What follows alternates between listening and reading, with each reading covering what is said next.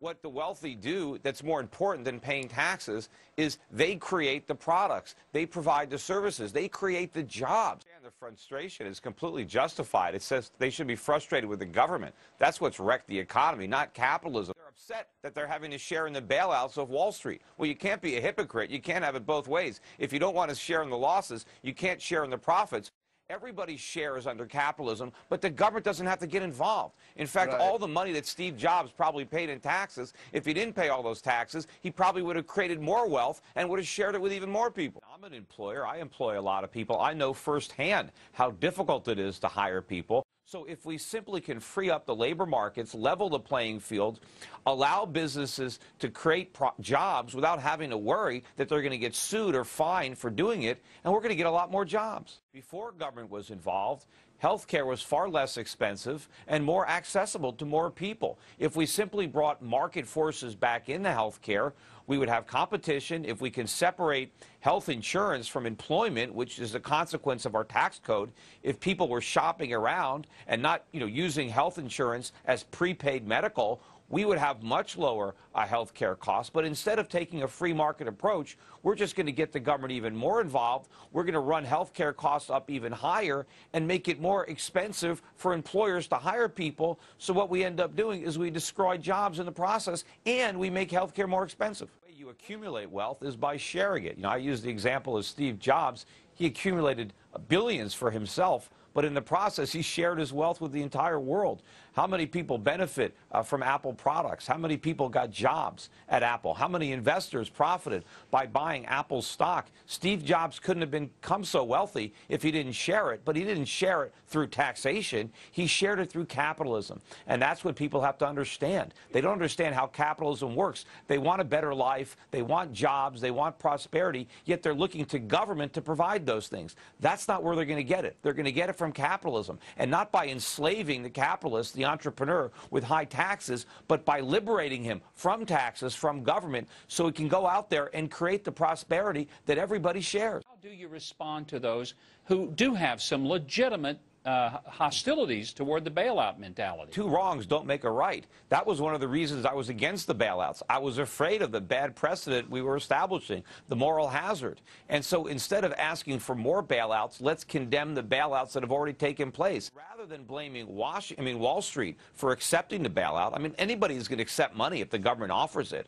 Why don't we just condemn the government for making the bailouts available in the first place? What the protesters are protesting is not capitalism. They're actually in favor of it without knowing it. They're protesting the absence of capitalism, or crony capitalism. Under capitalism, there would have been no bailouts for anybody. I sympathize with the situation that they have, but I'm trying to help encourage them to direct their anger towards Washington. It's big government that has wrecked the U.S. economy, not capitalism. They need to understand that. And if they really want a bright future for this country, it's capitalism that's going to provide it, not government. Do you think that any of the anger at banks and corporations is justified? No.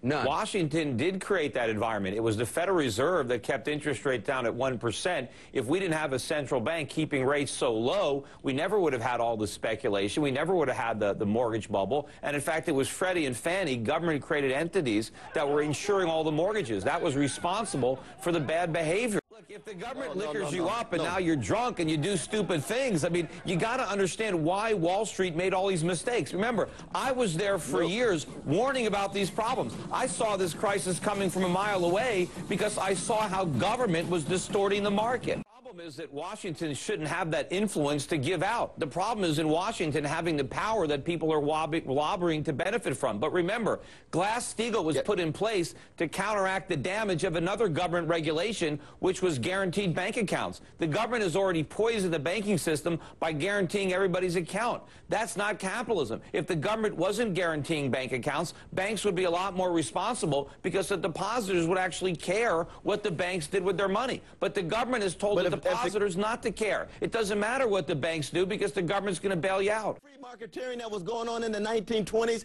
didn't require some kind of government intervention to allow some stability? No, it was, are you denying that? Yeah, I am denying that. It was a Federal Reserve in the 1920s I think you're wrong that on was that. too loose. That's why we had a stock market bubble in the 1920s. We had a depression because Roosevelt and Hoover didn't let the free market work. They tried to prop everything up artificially. They interfered with the free market. We didn't even get out of the depression until we ended the Second World War. That's how long the government delayed that correction.